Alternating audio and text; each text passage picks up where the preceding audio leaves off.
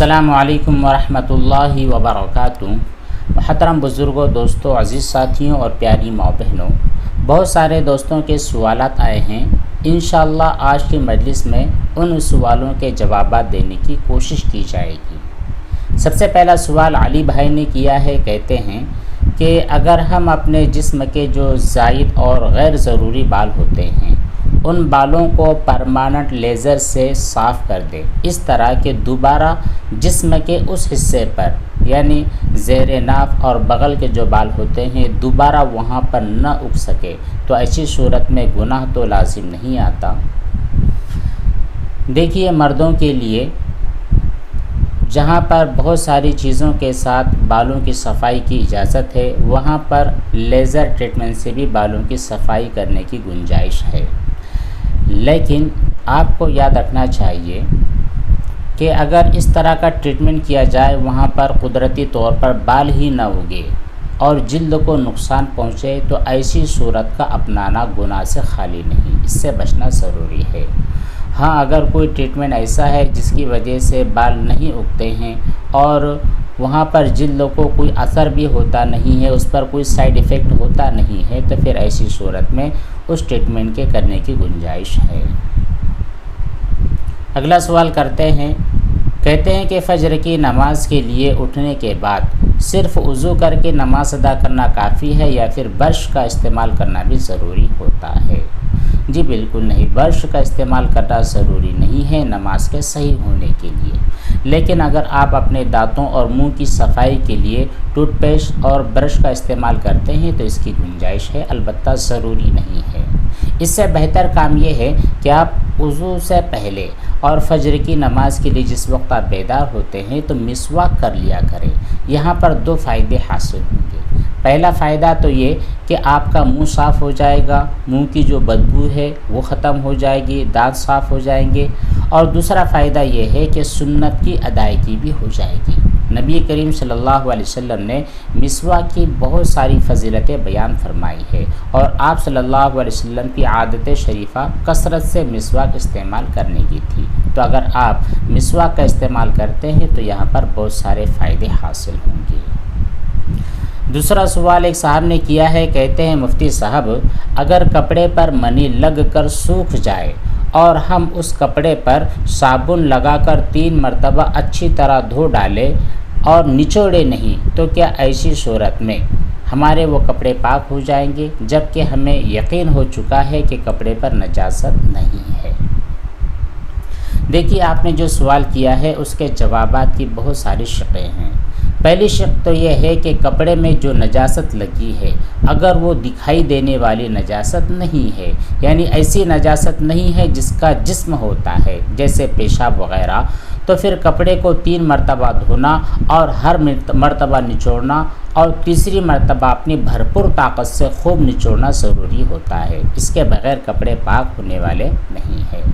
اور اگر کپڑے میں ایسی نجاست لگی ہوئی ہے جو دکھائی دینے والی ہے جیسے پخانہ ہے، منی ہے وغیرہ، تو پھر کپڑے کو اتنا دھونا کہ نجاست کی جو ذات ہے، آپ کے کپڑے پر جو نجاست کے اثرات ہے وہ ختم ہو جائے، اتنی چیز ضروری ہوتی ہے، چاہے اس کے لیے آپ کو کپڑا 3 مرتبہ دھونا پڑے یا پھر اس سے زائد۔ بہرحال اگر نجاست دکھنے والی ہے تو پھر اس نجاست کو ختم کر دینا ضروری ہے۔ اگر 3 مرتبہ سے کم میں ختم ہو جائے تب بھی آپ کا وہ کپڑا پاک ہو جائے گا، لیکن بہتر یہ ہے کہ آپ 3 مرتبہ اس کو دھو لیں تاکہ آپ کو اطمینان ہو جائے۔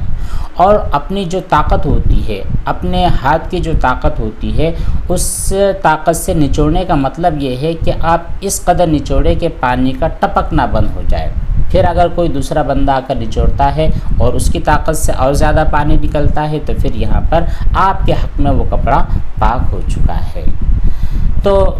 آپ نے جو سوال کیا ہے کہ اگر آپ نے کپڑوں کو نچوڑا نہیں ہے تو پاک ہوں گے یا نہیں، تو ایسی صورت میں پاک نہیں ہوں گے، ان کپڑوں کو نچوڑنا ضروری ہوتا ہے تاکہ اس میں جو گندا پانی کپڑے میں ابھی تک جو موجود ہے وہ پانی ختم ہو جائے۔ اگر آپ نے نچوڑا نہیں، ویسے ہی سوکھ گیا ہے، پانی اس کپڑے کے اندر جذب ہو چکا ہے، تو پھر آپ کا وہ کپڑا پاک ہونے والا نہیں ہے، اسے دوبارہ دھونا ضروری ہوگا۔ اگلا سوال ہے عورت کے ہاتھوں پر مہندی لگی ہو تو کیا غسل جنابت یا غسل حیض جائز ہوگا یا نہیں؟ جی بالکل، غسل صحیح ہو جائے گا۔ جو مہندی ہوتی ہے وہ اس قدر ہوتی ہے کہ اگر آپ اس پر پانی ڈالیں تو وہ پانی آپ کی جلد تک پہنچ جاتا ہے، تو اس لیے غسل میں رکاوٹ بننے والی یہ مہندی ہوتی نہیں ہے۔ اگلا سوال ایک صاحب نے کیا ہے، کہتے ہیں دیوار پر ناپاکی لگ کر سوکھ جائے تو اس کو پاک ہو جائے گی یا نہیں؟ وہ دیوار پاک ہو جائے گی یا نہیں؟ دیوار اگر اس پر نجاست لگی ہے، دھوپ اور ہوا کی وجہ سے خشک ہو چکی ہے، اس طرح خشک ہو چکی ہے کہ اب وہاں پر نجاست کا کوئی بھی اثر نہیں ہے، نہ وہ نجاست نظر آ رہی ہے، نہ ہی اس کی اسمیل ہے، اور نہ ہی اس کے کوئی اثرات ہے، تو ایسی صورت میں آپ کی دیوار پاک ہو جاتی ہے۔ اگلا سوال ایک صاحب نے کیا ہے، کہتے ہیں ہماری زبان میں لقنت ہے، نماز میں حروف صحیح سے ادا نہیں ہوتے ہیں، ہم کیا کریں؟ جی دیکھیے، سب سے پہلے آپ کو ایک وظیفہ بتلایا جاتا ہے، آپ اس وظیفے پر عمل کریں، انشاءاللہ اللہ تعالیٰ آپ کی زبان کو جاری کر دے گا، حروف کی ادائیگی صحیح طور پر ادا ہوگی۔ سورہ طٰہٰ کی ایک آیت ہے، اس کو آپ کثرت سے پڑھ لیا کریں، رب اشرح لی صدری ویسر لی امری واحلل عقدۃ من لسانی یفقہوا قولی۔ یہ حضرت موسیٰ علیہ السلام کو بھی یہ دعا سکھائی گئی تھی، تو آپ اس دعا کو کثرت سے پڑھا کریں، اللہ تعالیٰ سے دعا مانگا کریں، انشاءاللہ آپ کی زبان کی لقمت ختم ہو جائے گی۔ جہاں تک قرأت کا معاملہ ہے تو آپ حروف کو صحیح طور پر ادا کرنے کی کوشش کریں، جتنے بھی ادا ہو سکے۔ پھر اس کے بعد جو حروف ادا نہیں ہو رہے ہیں، آپ وہاں پر معذور ہے، آپ کی نماز صحیح ہو جائے گی۔ شعبان صاحب کہتے ہیں امی ناپاک کپڑا دھوتی ہے اور انہیں میں نے سمجھا دیا ہے کہ آپ کپڑوں کو اچھی طرح دھو لیا کریں، لیکن وہ مانتی نہیں ہے، بس یوں ہی جیسے سمجھ میں آتا ہے ویسا دھو دیتی ہے، تو کپڑے پاک ہوں گے یا نہیں؟ دیکھیے، کپڑوں کی صفائی کے لیے وہ حکم ہے جو آپ کو پہلے سوال میں بتلا دیا گیا تھا کہ دو قسم کی نجاست ہوا کرتی ہے، ایک تو دکھنے والی اور دوسری نہ دکھنے والی۔ آپ چیک کر لیں کپڑے پر کون سی نجاست لگی تھی، اگر دکھنے والی تھی اور اس کو نجاست کو صاف کر دیا گیا ہے، نجاست ختم ہو چکی ہے، تو یقینی طور پر آپ کے کپڑے پاک ہو چکے ہیں۔ اور وہ نجاست اگر دکھنے والی نہیں تھی، 3 مرتبہ دھو دیا گیا اور 3 مرتبہ اچھی طرح نچوڑ دیا گیا ہے، تو یقینی طور پر آپ کے کپڑے دونوں صورتوں میں پاک ہو گئے ہیں۔ یہ مسئلہ آپ اپنی والدہ کو سمجھا دیں۔ السلام علیکم مفتی صاحب، کباڑا بیچنا کیسا ہے؟ جو کچرا وغیرہ ہوتا ہے یا پھر جو بھنگار اور پلاسٹک وغیرہ جس کو بیچنے والے کہتے ہیں، تو ان کو بیچنا کیسا ہے؟ ان کی بوٹل ہوتی ہے، لوہے کی سریا ہوتی ہے اور جو بہت ساری چیزیں ہوتی ہے۔ دیکھیے، کباڑے کا کاروبار بالکل جائز ہے، حلال ہے، اس کی آمدنی بھی حلال ہے۔ کہتے یہ ہیں کہ ہمارے یہاں پر جو کباڑا وغیرہ بیچا جاتا ہے، یہ اندازے سے لوگ خرید لیتے ہیں، اس کو تولتے نہیں ہیں، بس سامنے ان کی چیزیں رکھی ہوتی ہے، کچھ سریا ہوتے ہیں، کچھ بوتلز ہوتی ہے، دیگر چیزیں ہوتی ہیں، لوگ انہیں اندازے سے خرید لیتے ہیں اور پیسے دے دیتے ہیں، تو بنا وزن کیے خرید لینا جائز نہیں ہے۔ ایسی چیزیں جن کو وزن کیا جاتا ہے،